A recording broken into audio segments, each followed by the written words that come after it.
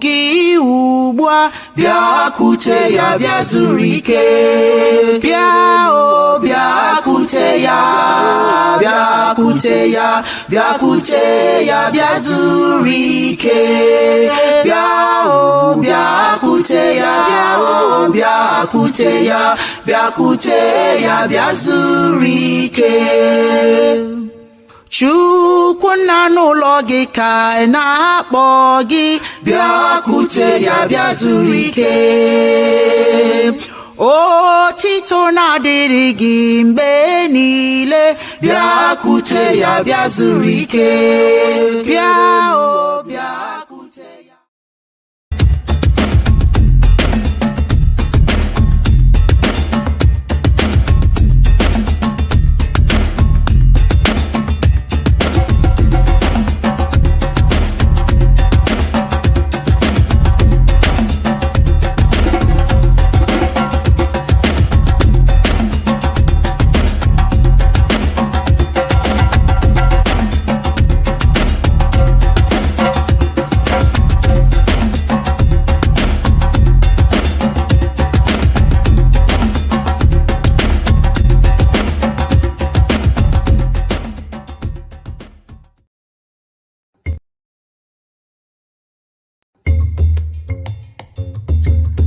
Afrunge, I see you, I hope you see me.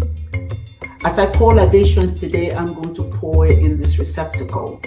And I'm going to use water, not wine, not rice, not honey.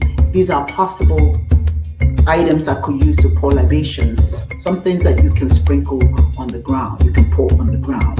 I pour libations today first and foremost in the glorious name of Chineke. Chi, the male energy, masculine energy of the Creator, and Eke, the feminine energy of the Creator.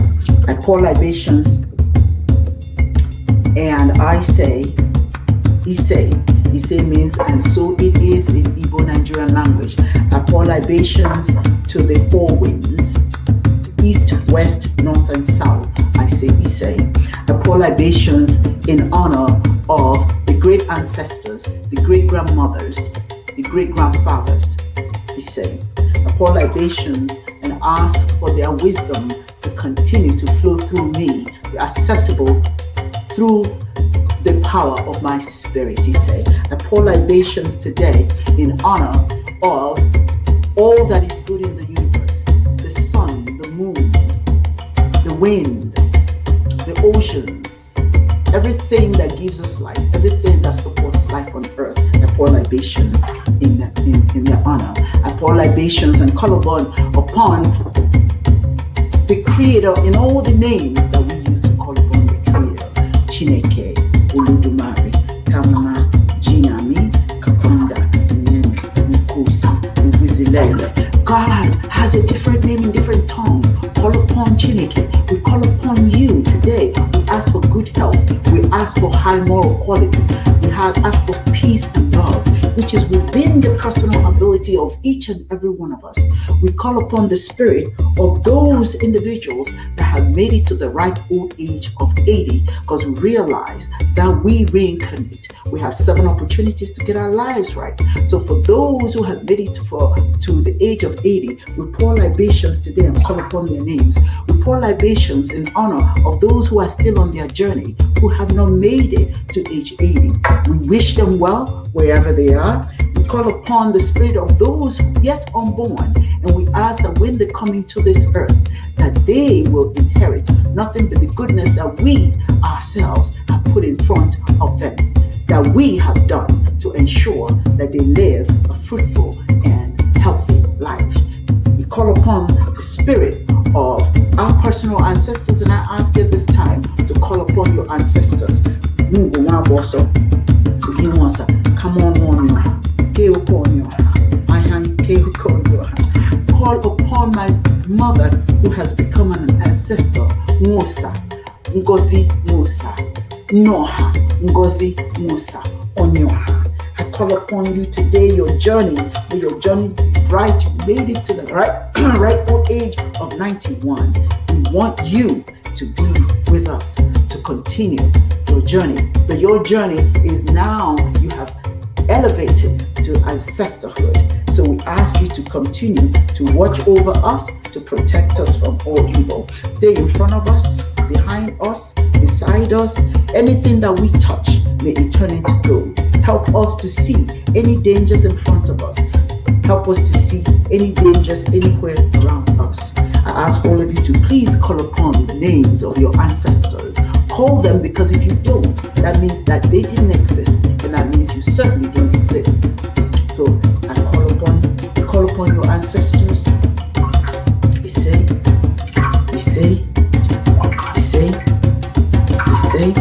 And we'll ask you to make noise for the ancestors. Make noise for the ancestors. Please make noise for the ancestors, because when you make noise for the ancestors, you acknowledge them, you let them know that you still have their names on your tongue. You acknowledge them, you let them know that they still matter. You acknowledge them by letting them know that you appreciate the fact that they live. Thank you, Chineke, for this wonderful opportunity that you've given us, for breath, for the ability to walk, for the ability to eat, for the ability to do all those things that sometimes we take for granted, but we shouldn't. And so I am going to end my libations with a famous Nigerian song. Ogeke Chineke kama, chiri ya n'ụmọbụrụ na oge ahụ dị anya, chiri ya ekwedula kobi gị jamba, chiri ya n'oge ruru, ọ ga-adị ya kwa, chiri ya Chukwu kigwe ọ na-echeta gị, chiri ya ọ dịghị mgbe ọ na-echefu gị, chiri ya n'ezie n'ihe banyere gị, ha niile na-emetụ Chineke n'obi. Chineke's time is always the best. Sometimes it seems like your blessings are taking too long coming. Just be patient. Know that when the time is right, the Most High, the noble ancestors will come forward with what your needs are and bless you more than you can even ever imagine. They will bless you. They will bless you. You're already blessed. Know it, believe it, and act it. And so it is. I say, Ise. And finally, I ask you to call your names. Wherever you are, call your name. Because someday, you want to be an ancestor.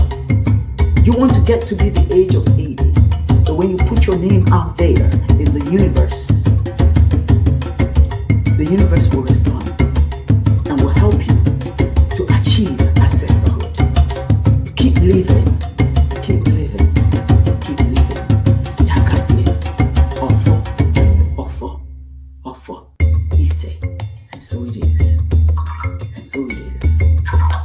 Take some water, I sprinkle on the floor, I sprinkle on myself, and I will take some of this water and I'll sprinkle all around me just to cool the temperature, to remove anything in my path that will do me any harm.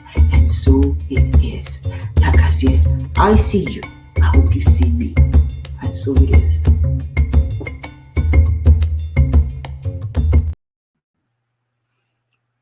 Otitedile diri Chineke, Obasi di elu, Chukwu obioma. We thank you today. All praises to Chineke, the Creator. Without Chineke, we are nothing. Without Chineke's blessings, we have nothing to look forward to. So I'm very, very stoked today. We have a topic that we're going to talk about that I think it's something that we all need to really, really get behind. But before I do that, a little public service announcement. Love is the highest spirituality. Any religion that cannot make it adherent to love, tolerate, and live in harmony with members of other religions is no religion at all. All the mutual killings ravaging the religious fronts everywhere on earth tells just one sad story. That just now, the world has no true religion.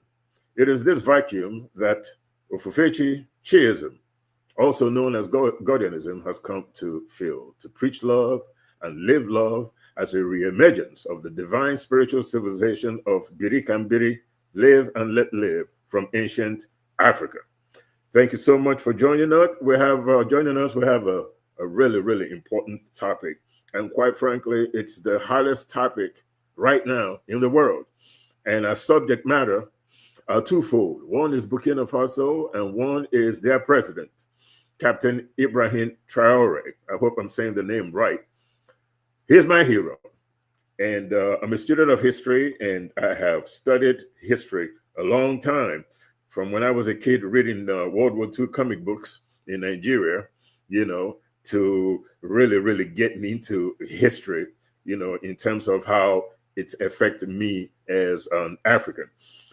Today's topic is just something that we must talk about, and I'm going to concentrate a little bit more on us, as opposed to what anybody else is doing to us. We already know what the world has been doing to Africa since colonization, since slavery, since the Muslims enslaved Africans, way before the Europeans even started, the slave trade, to the Americas. My sister, Dibia, Dr. Owonyoha Osimiri, always reminds me of Stephen Biko's quote, which is that the greatest tool in the hands of the oppressor is the mind of the oppressed. Now, what do I mean by that? Or what do they mean by that? How are you affected? How are those entities that mean you no good?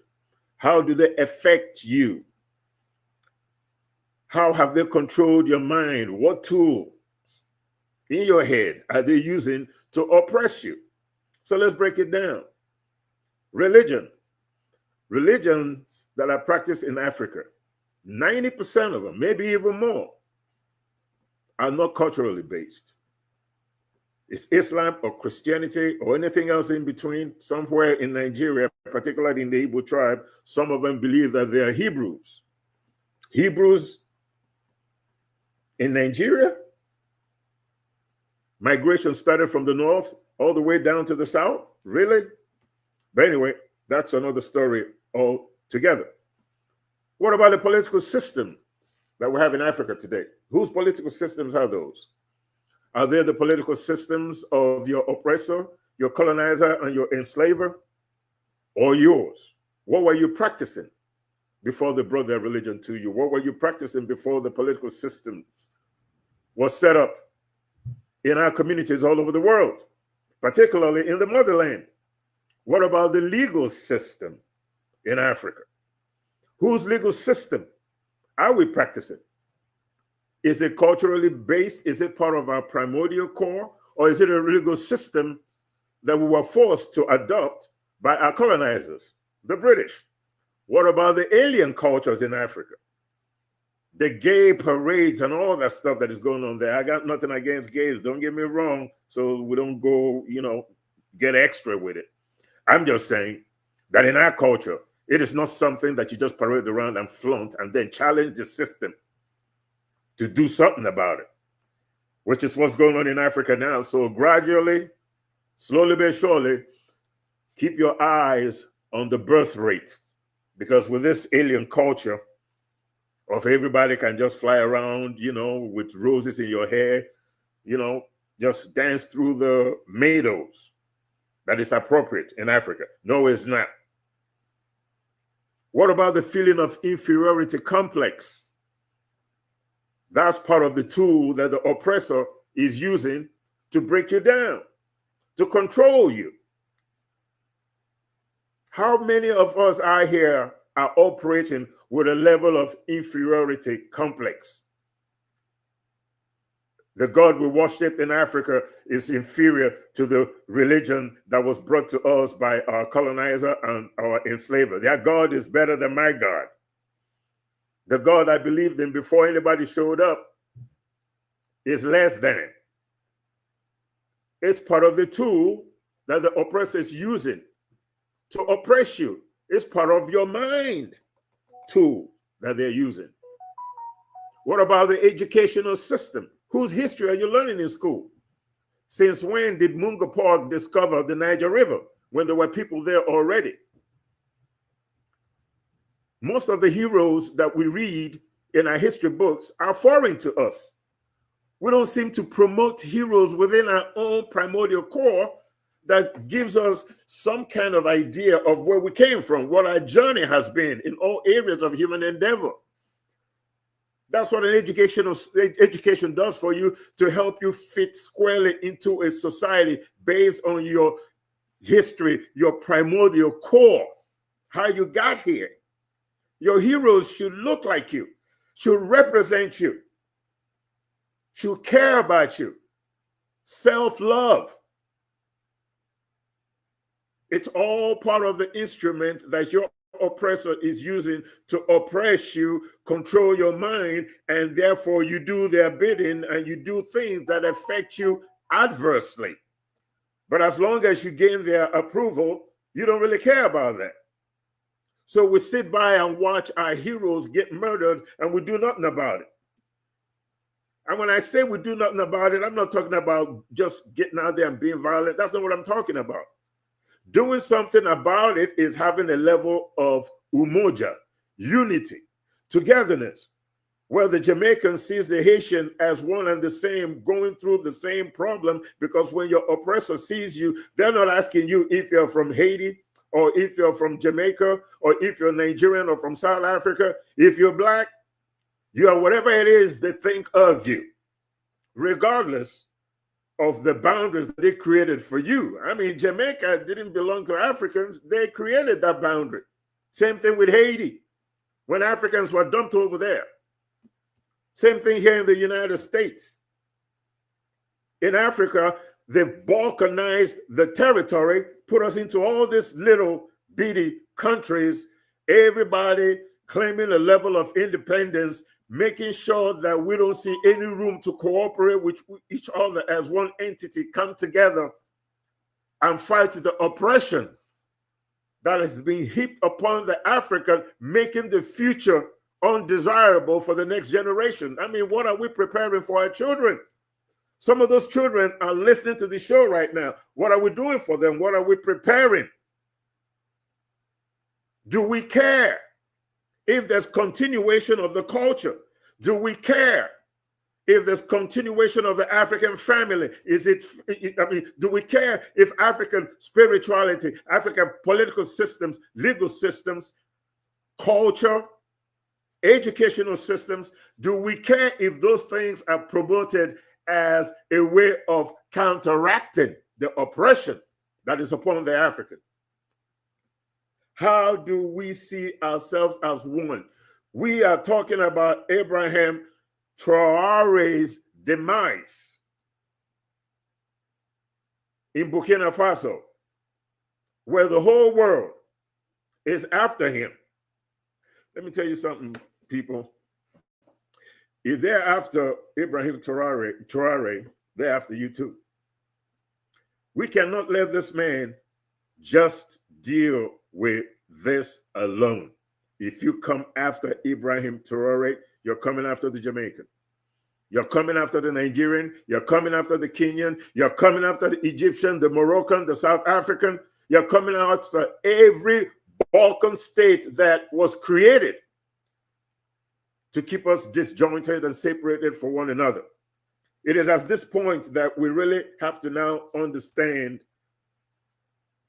why we must be united. But before we get into all that stuff, let me give you a little bit background on Ibrahim Traore, right? The Captain Ibrahim Traore, the president of Burkina Faso.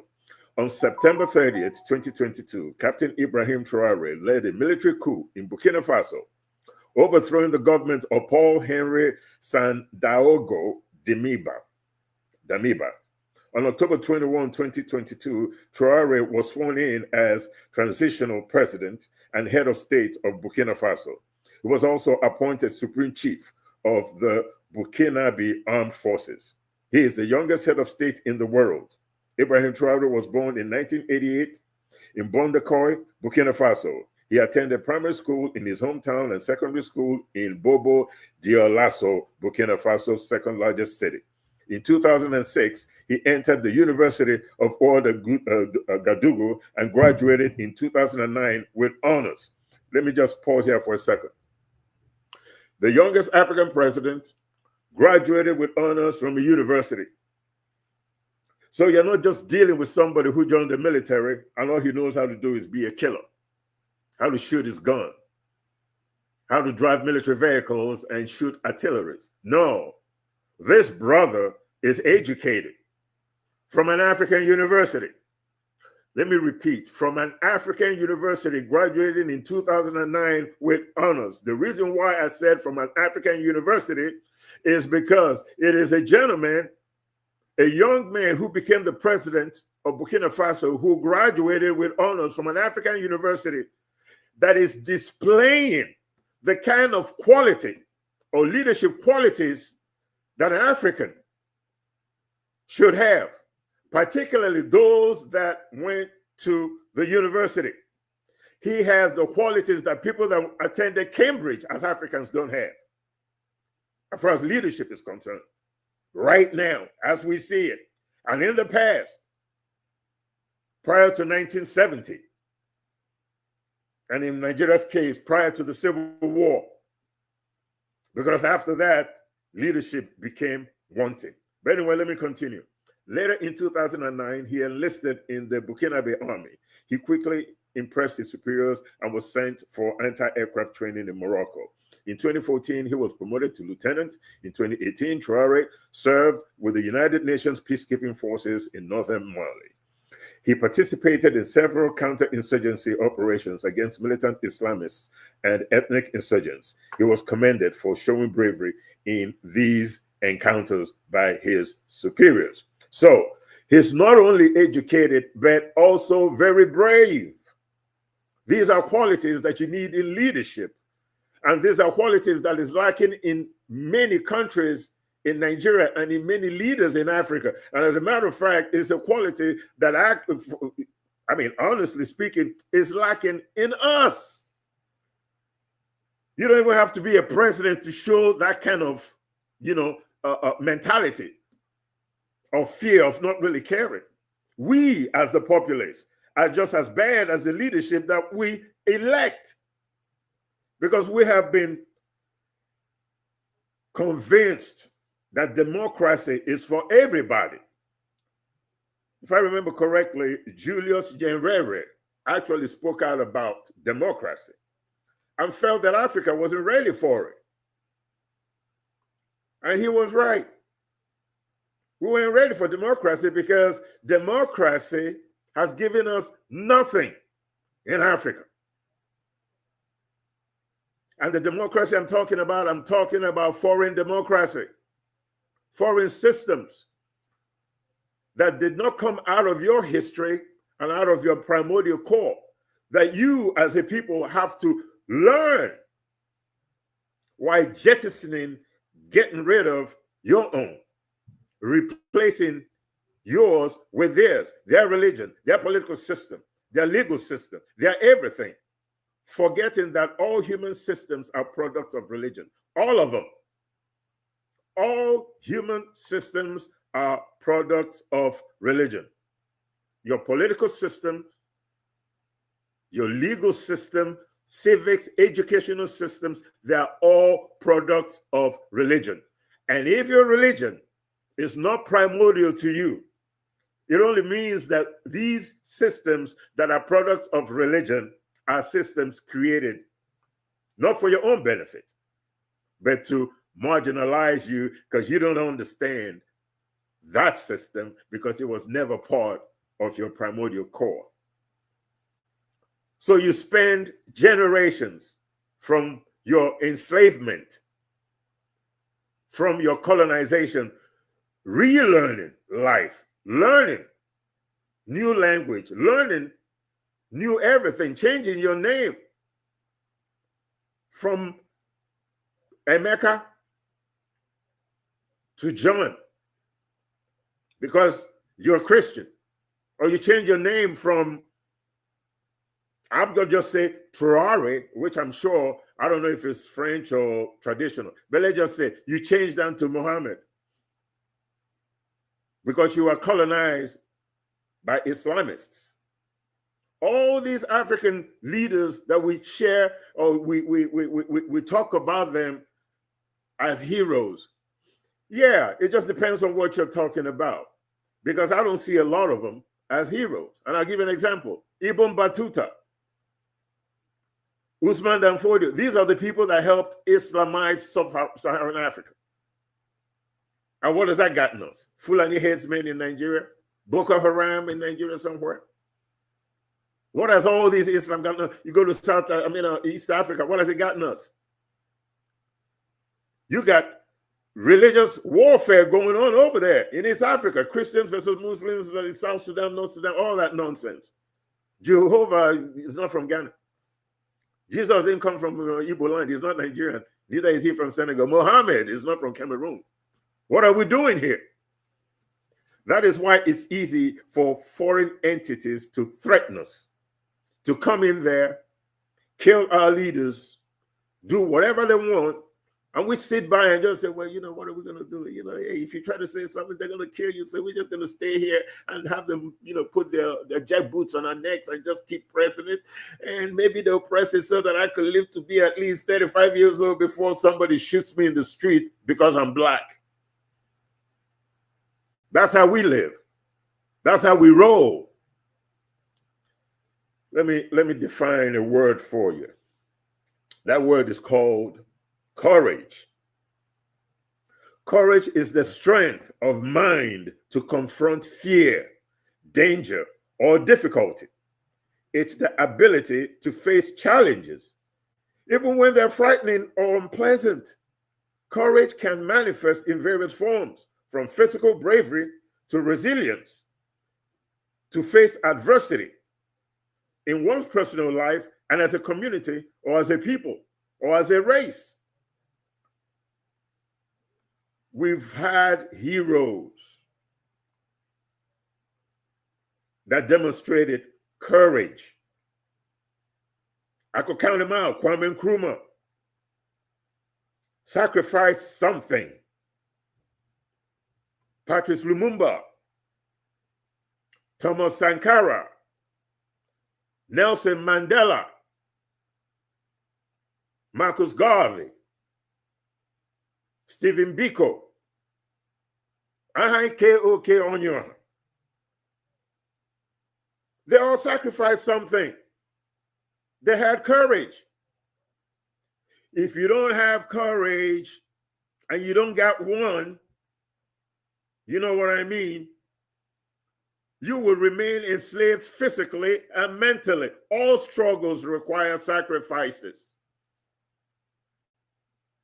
All struggles require sacrifices.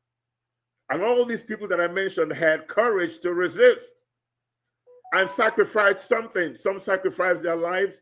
Some were exiled, never allowed to come back to their country. Some were maligned, ignored, all their contributions and the lessons and the things they were trying to tell us, like Ahai K.O.K. Onyoha, telling us that a people without a religious culture don't exist. But the interest of the Arab is at stake. Who do they rally around? Or what do they rally around? They rally around Islam. When the Europeans' welfare is at stake, when they're threatened, what do you think they do? They rally around Christianism. Remember the Crusades? The Japanese rally around Shintoism. The Chinese rally around Confucianism, Buddhism, Taoism. Indians rally around Hinduism, Sikhism. There are 400 major religions in this world. And for those communities where those religions came from, when their interest is threatened, they rally around it. But what do we do as Africans? What do we rally around? We rally around the same doctrines that enslaved us in the first place and turned us all into Uncle Toms. And I'm not talking about Josiah Henson, whom, as far as I'm concerned, every black man or woman should try to emulate.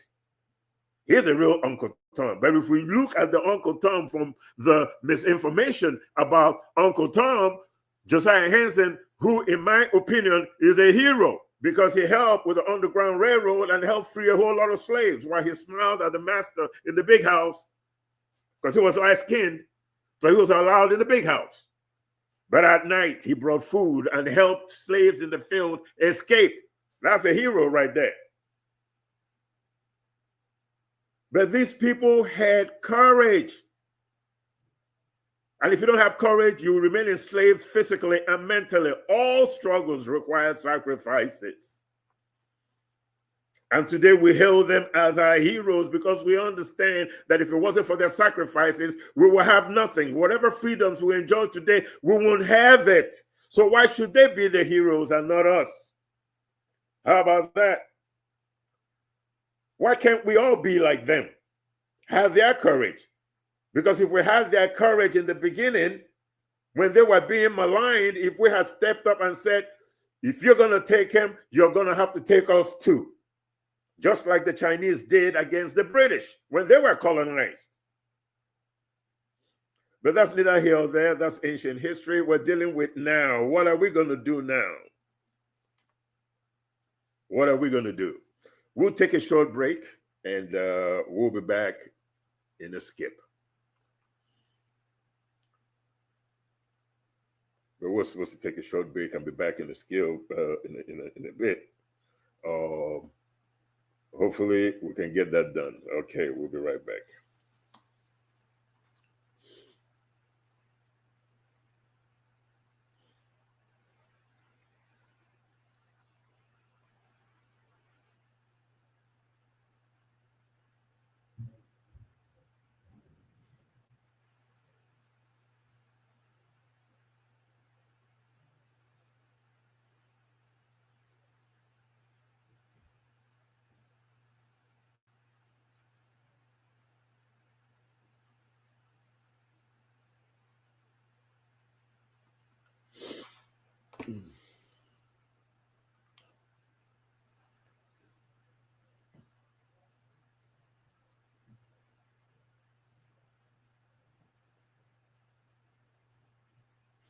All right, we're back.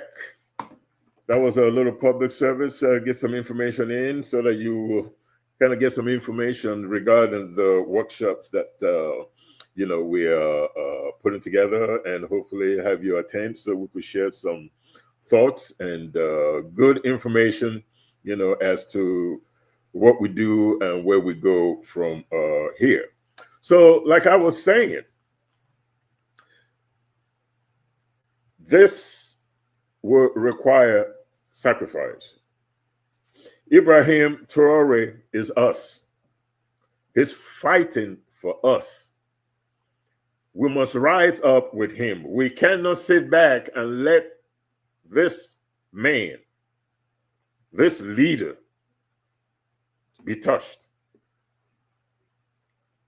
We just cannot. If something happens to him, it must happen to us too. He can't be the only one taking the hit while we're sitting over here because we don't have courage, because we're scared of dying, that we willingly allow him to sacrifice himself. Don't get it twisted. President Traore already knows that there might be a high price to pay, and he has enough courage and willing to accept it.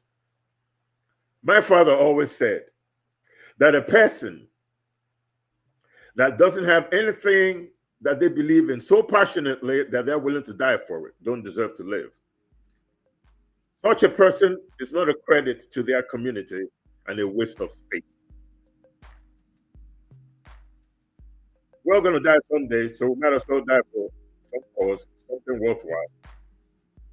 We love the next generation and give them all a better fight for their future. As our parents fought for us. As our parents fought for us. The Thomas Sankaras are our parents. Okay? The Martin Luther Kings are our parents. The Hein KOKs are our parents. Our heroes are our parents. Our ancestors are our parents.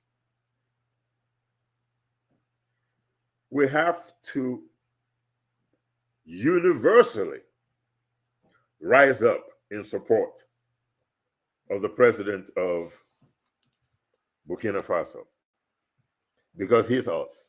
He's fighting for us.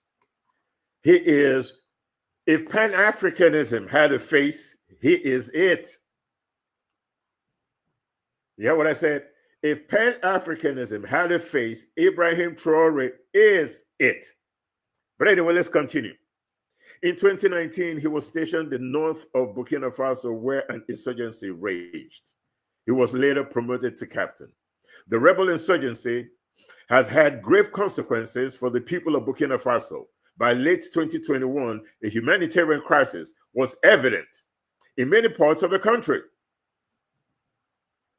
A quarter of the population faced food insecurity, food shortages, and were common in many areas. Various insurgent groups roamed around freely. It was just lawless, in the countryside.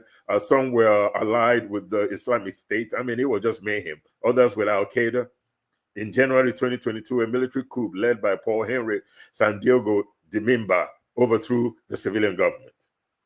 Under the new government, little improvement was seen at all. Nothing happened.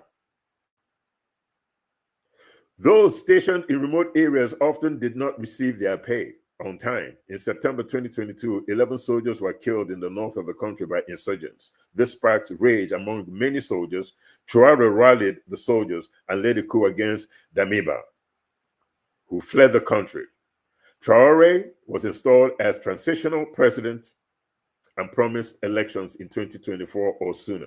Let me stop right there for a second. My people, I'm just being very honest with you. We need to talk about this democracy thing, because the democracy thing that everybody's talking about is not African democracy. It has nothing to do with your primordial core. It was not designed for you.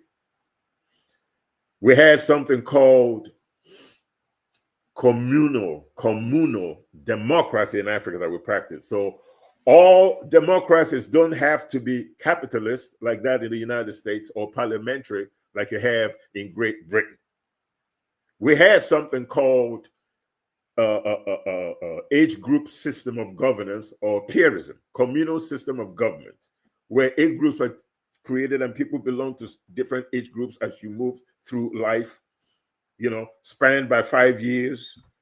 You have the age group for the warriors, you have age group for builders, you have age group for this, age group for that. As a child, you join, you go through a rites of passage in my village. We call it Ipuabala.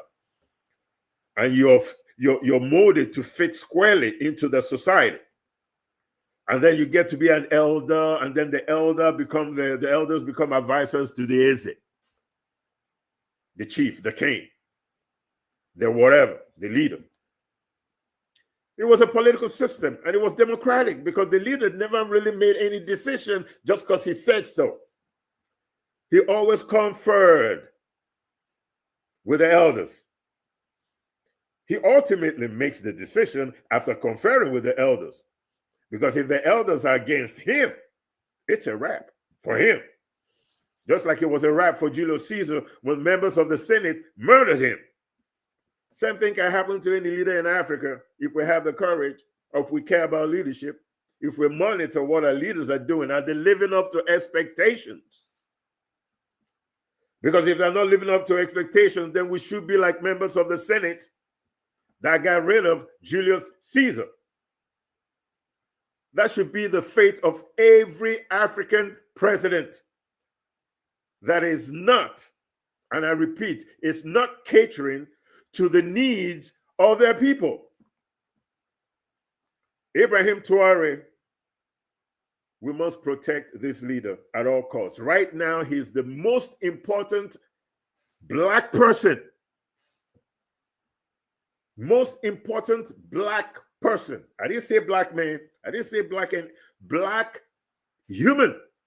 African American, Jamaican, Africans in Europe, in Japan, everywhere. Nobody has more clout right now in the world than President of Burkina Faso. You know why? Because he's doing stuff that we've always wanted our leaders to do, and he is willing to be our hero, just like Martin Luther King became our hero, just like Thomas Sankara became our hero, just like Nelson Mandela became our hero, just like Ahai became my hero. Marcus Garvey became our heroes. Malcolm X became our heroes. They all sacrificed something for us. What are you willing to sacrifice for your children? Your children are looking at you right now. Some of them are on this show right now. looking at grown folks, the elders, looking at us and saying, what are we going to do? For them to make it a little easier for them to plot their future. I'm not going to go into a whole lot of history of Traore, but you get the picture. What I'm going to do with him now, though, is I'm going to pull up and just share a few of his accomplishments and then tell me why he was able to do it. And all these other leaders in Africa have not been able to do what this man has done within 3 years. So let me rattle it off, and I will just do some juxtaposition and stuff like that. 2 years of President Ibrahim Traore, Burkina Faso's GDP grew from approximately 18.8 billion to 22.1 billion. He has just rejected loans from the International Monetary Fund, IMF, and the World Bank. He said, Africa doesn't need the World Bank, IMF, Europe, or America. Which one of us, which African leader shares that opinion? Which one of you share that opinion? He reduced the salaries of ministers and parliamentarians by 30% and increased the salaries of civil servants by 50%. He paid off Burkina Faso's debt. He established 2 tomato processing plants, the first ever in Burkina Faso, that is pretty much supplying all of Africa with tomato paste. So we didn't need to import Cortina or any other brand of canned tomatoes. Burkina Faso, thank you.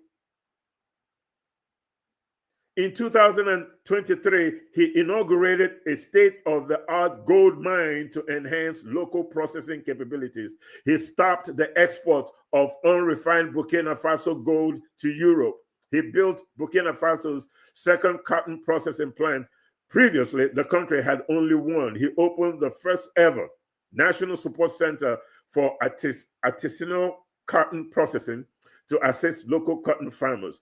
He banned the wearing of British legal wigs and gowns in local courts and introduced traditional Burkinabe attire. Lord have mercy. This deserves a round of applause.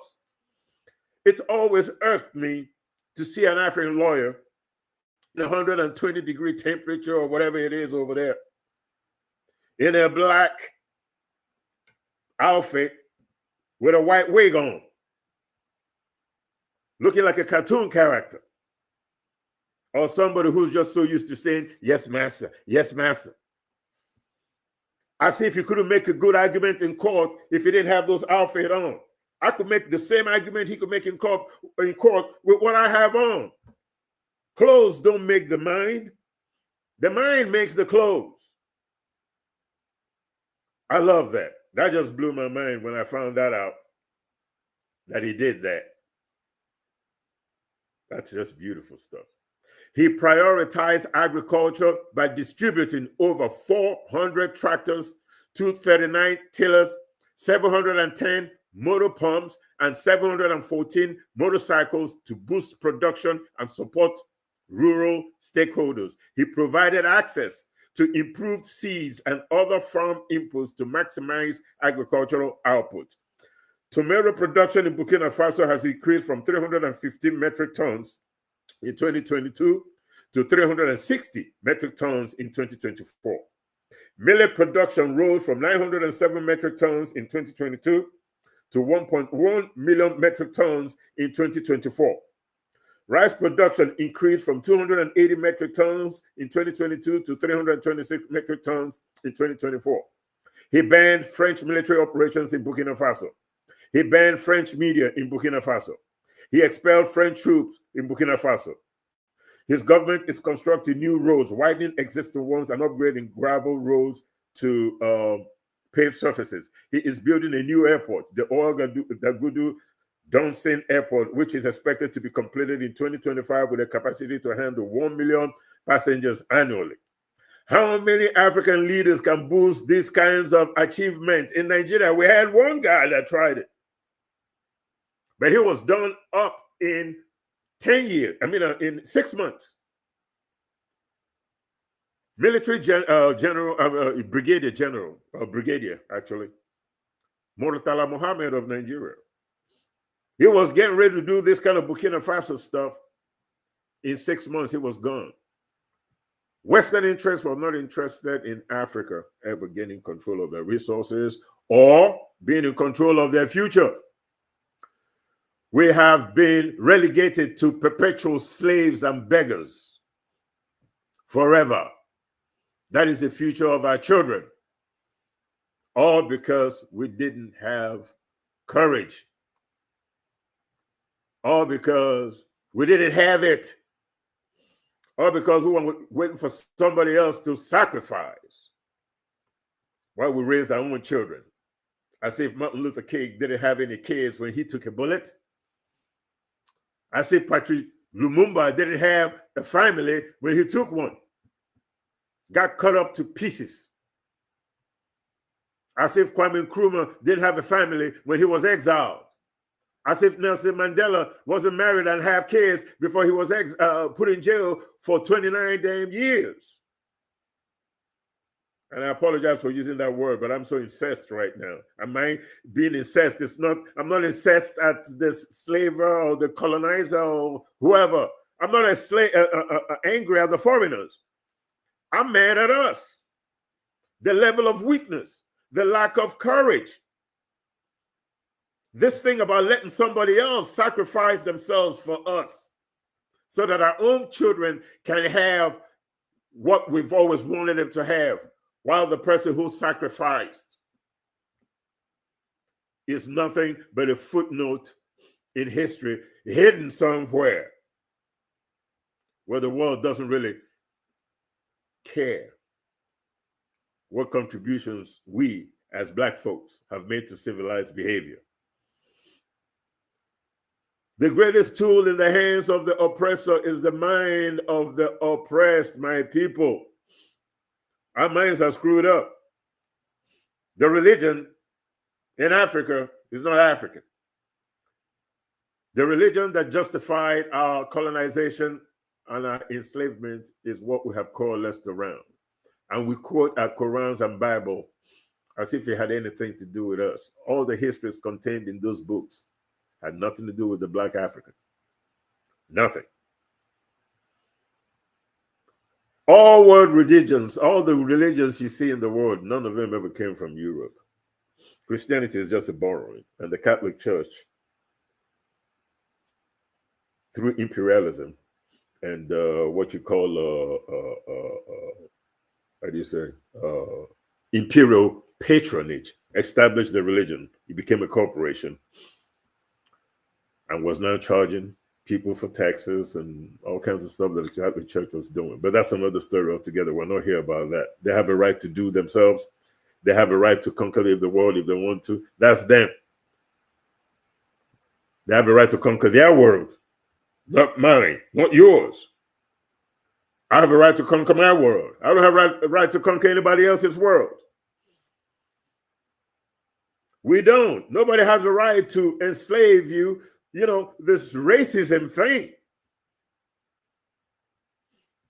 I always tell people that Black folks can't be racist, and they tell me why. I say, look, racism and tribalism are two different things. I say, Black folks can't be racist. And the reason why we cannot be racist is because there's nowhere in the history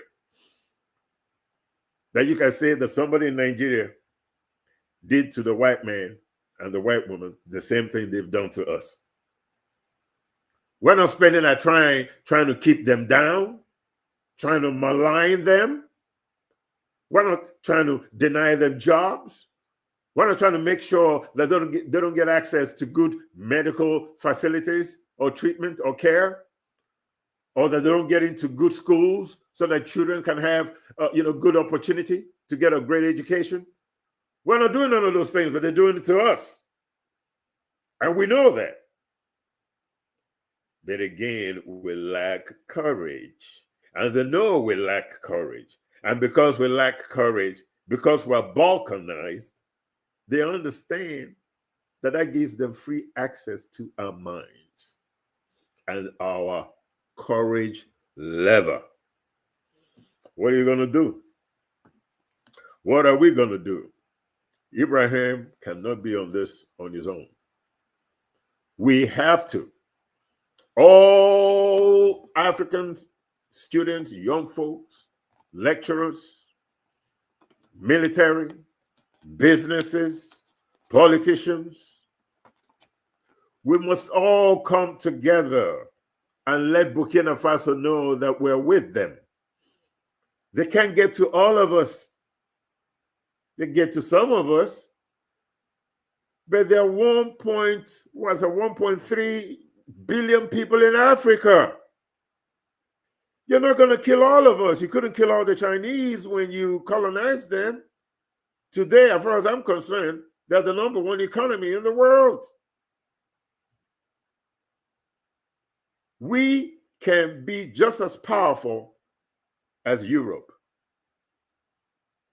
We could be just as powerful as China, just as powerful as the United States. We could be just as powerful as anybody we want to. But the driving factor is unity and the courage to be united. That takes a lot of courage, my people, to be united. It takes a lot of courage. But when you have that courage, it means that you understand. When you're united, it means that we're not trying to slap our way around, out of any stressful situation. Like a fist, when we're united, we ball our hands together, and when our fists are together, we strike a mighty blow. But the blow that we need to strike doesn't have to be physical. We don't need to invade anybody. We don't need to threaten anybody with anything. They're always telling us to go back to our country. Go back where you come from. For those of us here in the United States, go back where you came from. But everybody in America came from somewhere.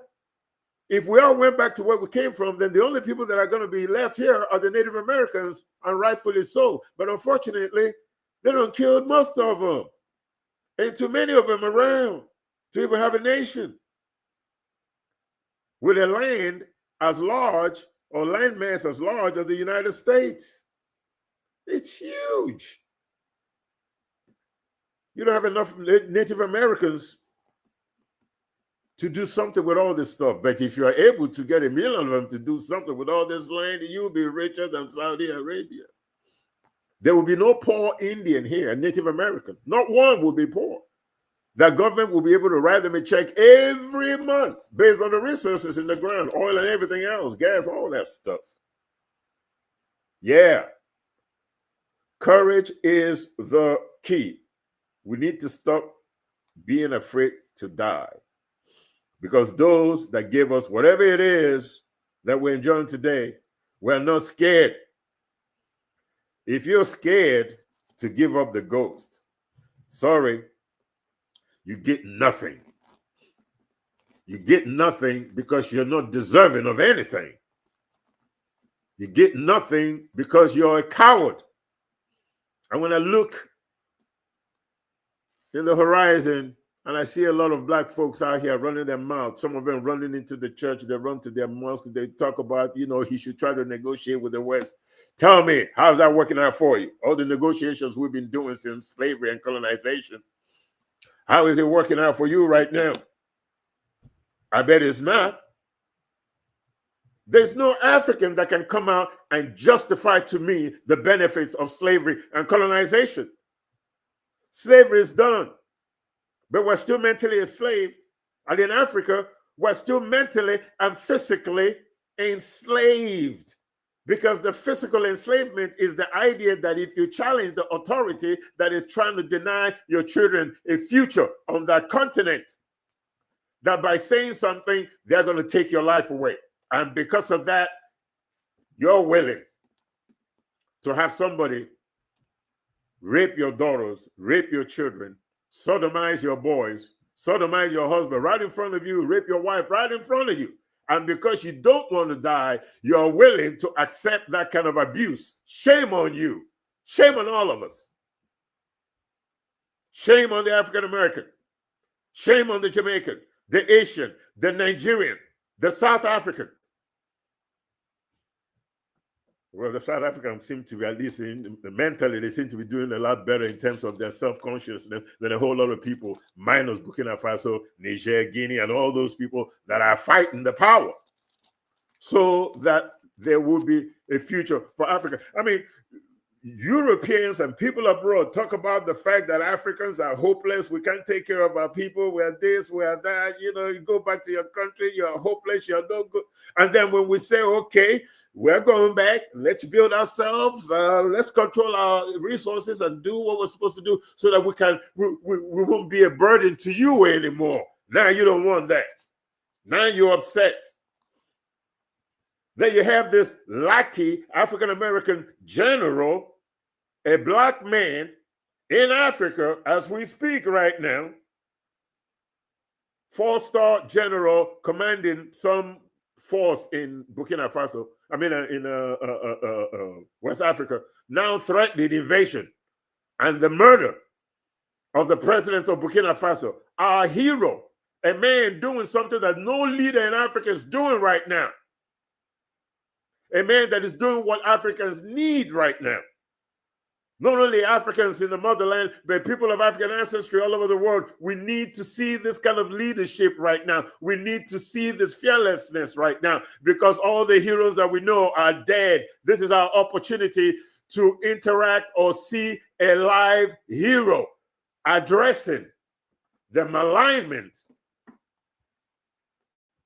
the unfair treatment of people of African ancestry all over the world. This hate for Africans, I just never understood it. Even in China, they did a study and then come to find out that all Chinese genes, every single one of them is sub-Saharan Africa. So the Chinese have now admitted, we're African. We may not be black, but we're African. We may have lost, just about all the melanin we got. But we're from Africa. Because of evolution, that's why I have the complexion I have now in China, in Europe. I had to evolve to deal with the conditions, the height, the mountains, the snow, the cold. My hair changed from kinky to long to protect me from the cold because in the cold, I don't need kinky hair. But in the African, Serengeti, I need that kinky hair to protect me from the sun. So there's nothing wrong with my kinky hair. But they have your minds. They not believe that there's nothing about Africa that is worth flaunting. Your religion is not worth flaunting, and you believe there's nothing good about your religion. You believe there's nothing good about your political system. You believe there's nothing good about your legal system. You adopt alien cultures to destroy your own culture. Then you walk around here with this inferiority complex. You got black women bleaching their skin and the long hair and everything. Boy, I remember the 70s when you look at a sister, they were looking fresh, natural beauty. Now you got all kinds of, I got to say something about the natural beauty thing. And this is a shout out. I don't know what her name is, but I want you guys to go Google. There's an African woman. She's probably Nigerian, I think. I'm not too sure. Or Senegalese, one of them. They've always told African women or black women to stop buying Indian hair. Stop buying that stuff. Then they take you through the process of how they get this hair. It's a religious or spiritual exercise. It is the way they use this. It's some kind of it's no ceremony, ritual to cleanse evil. So to cleanse evil, they have to cut all their hair off. To cleanse all the bad luck and everything that they experience in their life, they have to cut all that hair and then they bring it to the temple. It is that same process that ends up on the head of African women. A rejected hair, because somebody had told you that your own hair, your natural beauty, is not acceptable to the West, to those people that are redefining you. Those that are telling you what to say, what to think, what to do, how to talk. You consider an African educated if he speaks English or French. It depends on who the colonial master or culprit is. But if he speaks his own primordial language, he's uneducated, even though he's got a PhD in math. This thing about elevating everything that is foreign over everything that is African, it's got to stop, because it's this way of thinking that is keeping us from rallying around and saying, it don't matter what you do, we are behind Ibrahim Traore. He is one of us. He is us. He's fighting for us. We must be like him. What an example for our children. What a great example for young people to know that this kind of leadership is possible in Africa, in our communities. This kind of leadership is hopefully is going to lead to more research into African, religion and political systems and science and all the contributions that African people have made to civilized behavior, so that we can highlight these things. We don't need to see them on the internet alone. On the internet, I need to hear the same information that I'm finding out on the internet. I need to hear that in the classroom. I don't need to be mired in endless research, scrolling up and down on the screen on my cell phone, not paying attention to what's going on around me, all because I'm looking for information that I could have had when I was in school. But I didn't get it, because we have leaders that are traitors, that are cowards, that can be bought. All these leaders in Africa that were killed, they were not killed confrontationally by the foreign entities. The foreign entities used our own people to do the dirty work by paying them money. It's all about money. You've been convinced that to be happy, you got to have this obscene amount of money, as opposed to you just need to be able to take care of your family and have the ability to raise children that become upright members, or should I say upright and contributing members to a society. That should be what is important, not the amount of money that you got stashed away.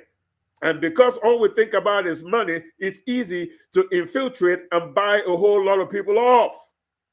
Saboteurs everywhere. You worrying about Africans sold some slaves, blah, blah, blah, blah, blah.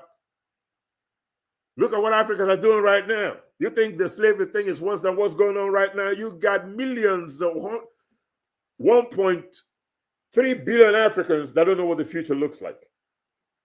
That's a whole lot more than people that were enslaved and murdered and colonized. Africans today, 1.3 plus billion people today, have no idea what tomorrow looks like. That's what we're facing right now. That's what we're dealing with right now. That's the world we live in right now. This is what we as Africans are experiencing. Look, I'm sure we already know. If we ain't doing it on our own, nobody's doing it for us, because they don't want you alive. They want to unalive you to get your resources if they can. But we have so many areas that we need to pay attention to. Right now, the world has issues economically. They're trying to figure things out with China, what's going on politically in the United States and the leadership here and all that kind of stuff. They're busy. This is the opportunity for African people to keep rising. They're busy, keep rising. Become one voice, become like a fist, so we could strike a mighty blow.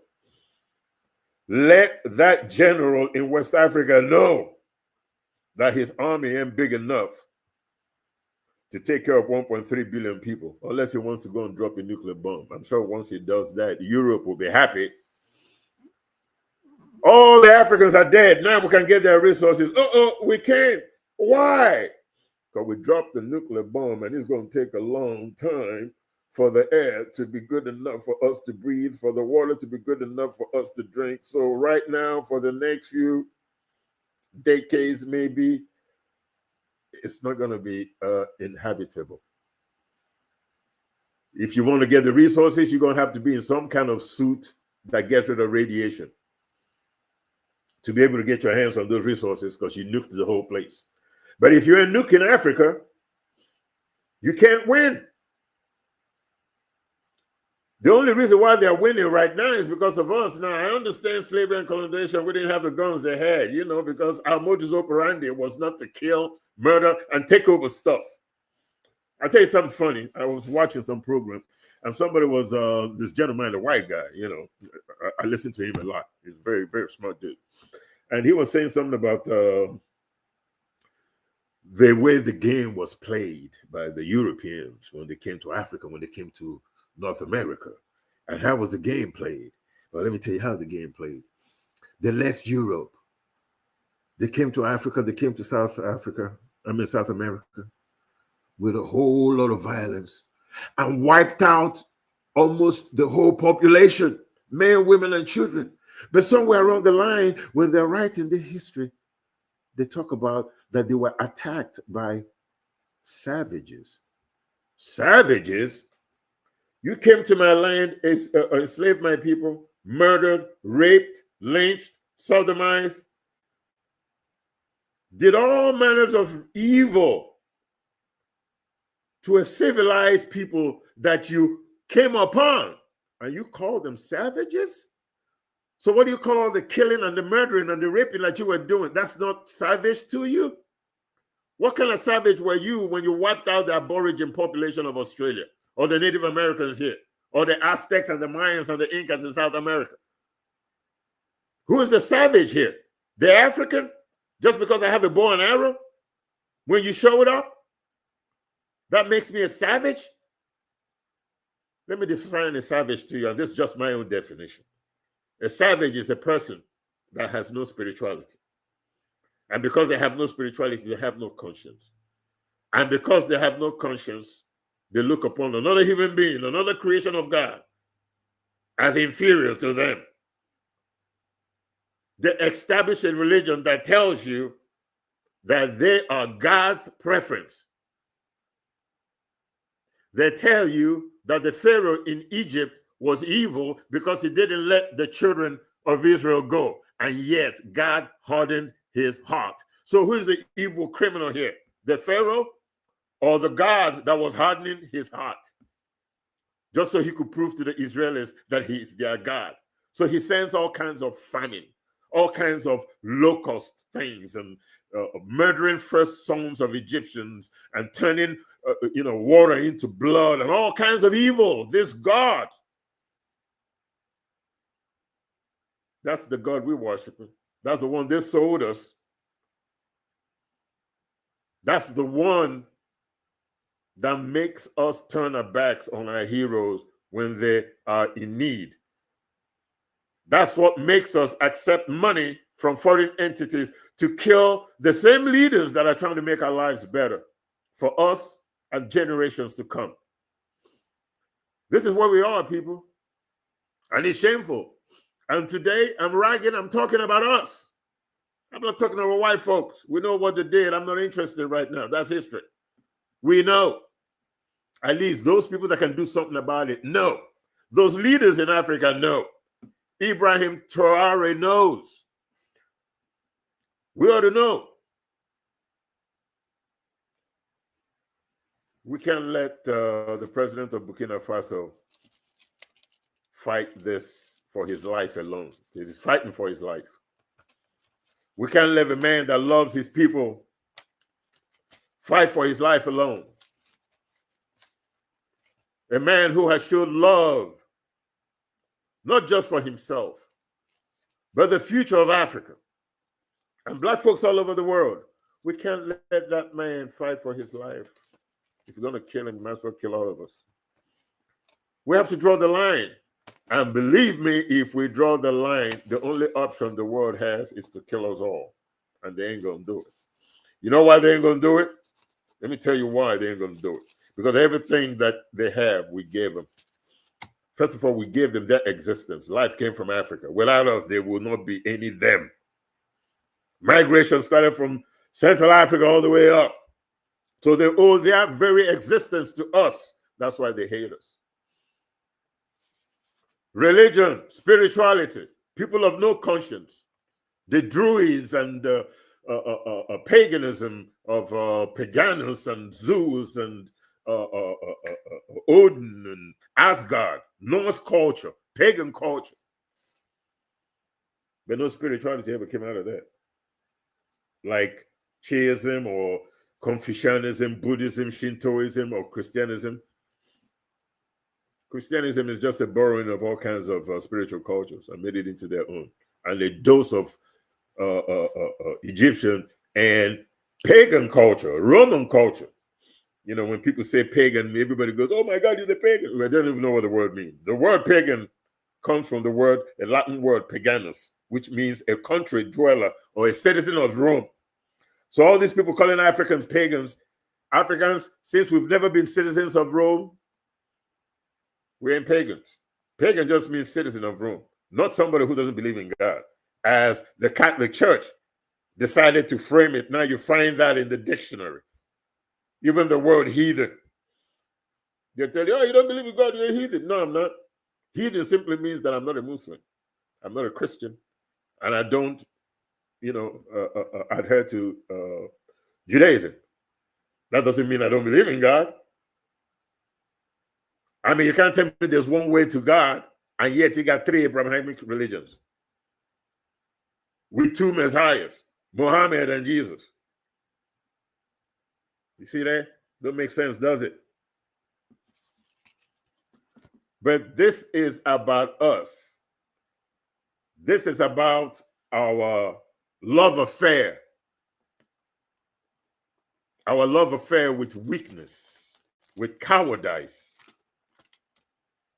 A people whose minds have been so messed up by religion. We hate ourselves. And it's this self-hatred that makes a whole lot of Africans sit out here and tell President of Burkina Faso that he should try to negotiate. Negotiate what? He should be a deft negotiator. Yeah, when Martin Luther King was negotiating, he cut a bullet, didn't he? So did Martin Luther King and Stephen Biko and everybody else that we talk about this show, our heroes in our history books. They're all trying to negotiate. No, your oppressor don't negotiate with you, do they? They just come and take by force, by any means necessary, and you open your mouth and say that your name is Kunta Kinte. They put a whip on you till you say your name is Toby, then they let you go. So for those of us who are so cowardly that even though we were given the name John and we grew up and knew better and we profess African culture and everything else, but we maintained that name John, as opposed to just changing it back to an African name and show a level of courage to be able to stand up as a black man, as a black woman, as an African, and say, I am what I am by the grace of the Almighty Chineke. And if you don't like it, let the door hit you. You could fill in the blank. The president of Burkina Faso, Captain Traoré, cannot fight this battle alone. We all, in our own way, whether you think it's insignificant or not, we should all start talking about this, making videos, flooding the market, our screens with videos opposing threats to the president of Burkina Faso, letting the world know that a threat to Ibrahim Traoré is a threat to all of us, whether you're in Jamaica, whether you're in Japan, whether you're in South America, whether you're in Nigeria, whether you're in New York, whether you're in Ireland. It doesn't matter where you are, whether you're in Australia. The world needs to know that if you touch him, you're touching every one of us in all these areas that I just mentioned. If there's ever a time to be courageous, this is now. The time is now. If there's ever a time to put your eggs in one basket, the time is now. If there's ever a time to unite people of African ancestry, the time is now. We actually tangibly have something to rally around. We're looking at a hero. He's still alive. He's not dead. Let's show him love, that he is not in this thing alone. Let's let him know that a threat to him is a threat to all of us, and that we are willing to give up the ghost. Because in the end, I'm telling you, people, the hate that comes our way is simply because the world cannot do without us. In every area of human endeavor, the world could not do and still can't do without the African. I mean, the economy here in the United States was built by Africans without the slaves, or Africans that were enslaved. There was no economy of the South here. So not only do they want the resources you have that is in the ground, they also want your human resources. They want your brain. In the United States, back in the 18th century, in 17-something, they had a breakout here in the United States of, I think it was smallpox or something like that. It was a Ghanaian who was enslaved here in America that found the cure. The vaccination that Americans enjoy today was discovered by an African who was enslaved here. The light bulb, the filament in the light bulb, the components of the light bulb is not Edison. It's a black guy. Asphalt, elevator, cars. Black folks are producing cars right here in the United States before Henry Ford. Henry Ford only made the cars affordable. We were doing all kinds of stuff.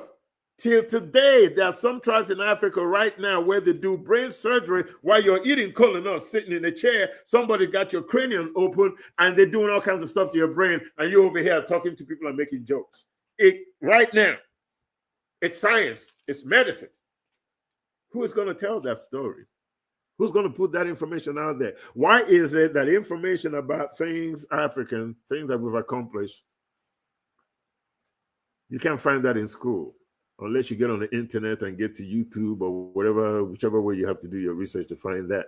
The instructor is not going to stand up in class in high school and tell you that Patricia Batt discovered laser eye surgery, or that Bisi Ezehiora builds engine for Formula One and rally cars. They don't talk about Neil deGrasse Tyson, the world-renowned astrophysicist in the classroom in Africa. I mean, who do you talk about? Most of the stuff that I learned about international politics and heroes, African heroes, I learned when I came out of Africa, not while I was in Africa. My schooling in Africa did not prepare me to accept my rightful place in the universe. But I was fortunate. My siblings and I were fortunate that we had parents like I and Inoha. And so we got those things from them that we couldn't get in school. There's a challenge here. And that challenge is to replace these tools that the oppressor is using, these mind tools that the oppressor is using to oppress us. These mind tools of religion, these mind tools of political system, these mind tools of legal system, these mind tools of alien culture, this mind tool of inferiority complex, this mind tool of educational system, understanding of cross-cultural pollination and make it African. Replace inferiority complex with confidence, not superiority complex, but with confidence. Taking your rightful place in the universe, saying that I am what I am by the grace of Chineke, and if you don't like it, well, that's between you and your creator. But this war is perpetual until it is won, and it must be won by the African. It cannot be won by them. We've been fighting this for hundreds of years, over 600 years. We've been fighting this stuff, and we keep fighting it. And we've lost a lot of heroes along the way. We've had great leaders along the way. We've had the Nzinga that fought the Portuguese. Yeah, we've had those. All our heroes are not men. There are women mixed up in there too. And Nzinga is a prime example. We have other female heroes, but I only use Nzinga right now just in the context of colonization and slavery. The warrior princess that fought. We have heroes like the Dahamian female army in the army. 5,000 personal warriors of the king. And men were scared of these women because these women in battle were fearless. And I'm sure some of y'all saw that movie, Warrior King.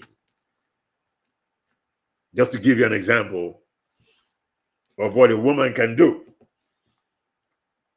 Part of the tools, the mental tools that is given, is used to control you and mess your mind up, is that they told you that women were less than men. That women have no place in government. Women have no place in the society. And to build a nation, you must build it with manpower, not man and woman power. Well, that's a lie. History is full of great women leaders, queens, empresses. History is rough with women that discovered stuff in science, in leadership, in politics, in education, in culture, in political systems. Oh, women have always played a role. Folks, it's 50-50. Without a woman, there can be no man. Without a man, there can be no woman. We all came out of the same blessed passage. All of us. Chineke. God has male and female attributes. Chi is male, not in the middle is and. Eke is female, male and female. Without this duality, God does not exist. Just like without the physical and the mental, spirituality is null and void. Two eyes, without one of them, your vision is cut in half. 2 ears, without the other one, your hearing is cut in half. 2 limbs, without the other one, you only got 1 hand. You can't have a society that is successful and worth living in it without women contributing in it. Because any society where women do not contribute to the bottom line is usually run by dictators, tyrants, and evildoers. And they're all men, of course. Yeah, that's what you get when you have a society that maligns women. You have a society that just, I say, got rid of half its productive capacity, like you walking around trying to get in a fight with 1 leg. But you could have fought better if you had both legs on the ground. Your other leg is that woman. It's part of this tool, mental tool that they're using to make sure that 50% of your production capacity is maligned while you are lifted up as, how you say, the stuff, the big guy on the block, the one who, without you, nothing is possible. That's a lie. Why don't you try having a baby? Let's see if you could do that. That's a bloody lie. The tool, very important. 50% of the production capacity of Africa is female. And we refuse to tap into it in leadership, in business. I mean, women got to work twice as hard in politics, not in business. Business is anybody's game. It's all about the bottom line, the green. Business don't care if money doesn't care if you're male and female. Because money from a woman and money from a man, they both spend the same. $1 from a woman and $1 from a man is the same cash. Different serial numbers, but I will spend them the same way. It is that tool is very important. We need to turn these tools, these mental tools that they're using to oppress us, these mental tools that they're using to keep us silent when a great human being, a great leader like Ibrahim Traore is being threatened. This is the time for us to put our money where our mouth is. Don't be telling me you want to go to heaven that you're not willing to die, because the only way you get into heaven is to die. So you want heaven, you're going to have to pay the ultimate price for it. You want Africans all over the world to progress, to become successful? Man, you're going to have to throw down. You will have to do that. And there's no shame in it. Do you know why? Because the Europeans do it for their own interest. The Chinese do it for their own interest. The Japanese do it for their own interest. Every major, the French, German, everybody does it and protects themselves from outside forces. Love their people and protect their citizens. We have a right to do the same. Why should they do it and we can't? Why is it that they're able to do it, but when we do it, we're called violent? We're lied upon. I mean, Burkina Faso citizens were paid abroad, those that were abroad, to write a letter to the United States government that they're being mistreated by the president of Burkina Faso and that they want the president of Burkina Faso removed. They were just paid. Every resident of Burkina Faso loves their president. Free housing, free education, free everything. Why should they pay? The West is all about profit and money. For me to look at you, I got to pay you. Everything is money. There's no humanity in anything that is done in the West. Where in the West do they have free education? And I'm not talking about primary schools. I'm talking about from here to PhD, free in Burkina Faso. People, this is our fight. And before I conclude, I'm going to challenge everybody. Make videos. Get on the radio. Talk shows. Write letters. Write your congressman if you're a congresswoman, if you're African American. Write your senators. Write your congress people in Nigeria, in South Africa, in South America, all over the world. Wherever there's leadership with an ear to listen what we got to say something. Keep the pressure up. Let the world know that if you touch Ibrahim Traore, you're touching everybody else. We ain't letting it down. We ain't letting it just go down like that.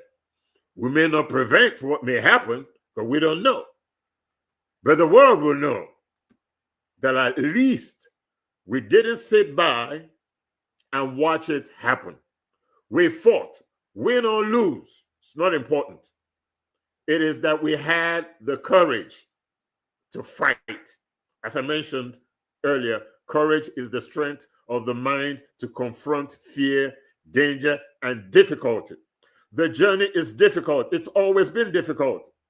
It was difficult when they came to our shores with the Quran and the Bible in tow. The difficulty started there, and it's been difficult since then, and it hasn't changed. Just because you're not on a ship, the belly of a ship across the Atlantic Ocean in chains, don't mean that you're not in chains right now, mentally and otherwise. Your religion is not yours. Your political system is not yours. Your legal system is not yours. You have alien culture. You're suffering from inferiority complex. Your educational system is not yours. Cross-cultural pollination is threatening to just destroy all of Africa.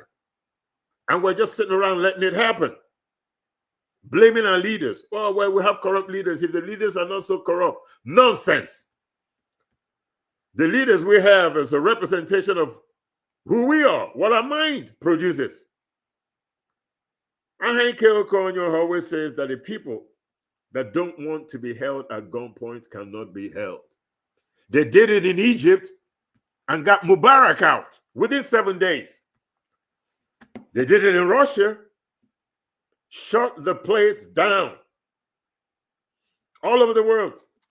The same black people that you can't stand, that you've been hating on for centuries, we'll just stop dealing with you and start dealing with ourselves. There are 1.3 billion people in Africa. We could do business in Africa.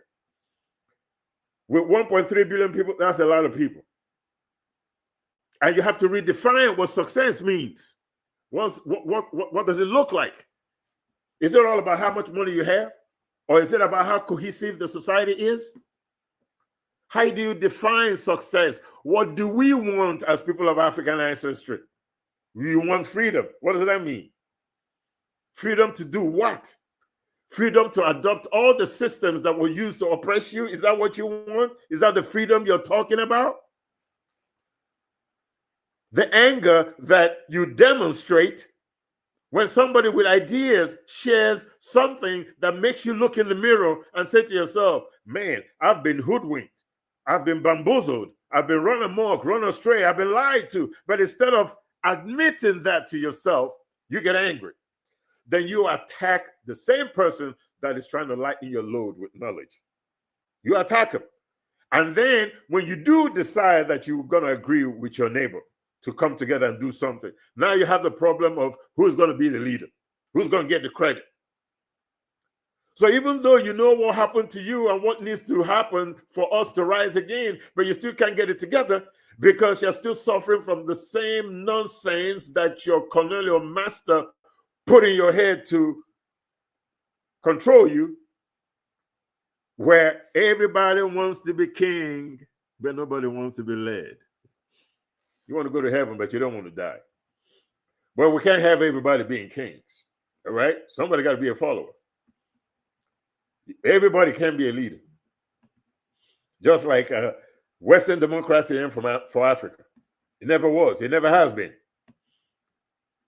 What's important in African politics and economy is its primordial spirituality, because all human systems are products of religion. And if we derive a system that is based on our primordial core, on our spirituality, then we will be able to have the mental fortitude and the courage to oppose any threat to Ibrahim Traore. Not just him, but any leader of African descent that is trying to do for his people, that is living love and preaching love, that is trying to build a better future for the next generation, for our children. We owe it to that leader to be a voice along with that leader, along with such a leader, and become that voice ourselves, a crying call until we rise again, until we take our rightful place in the universe.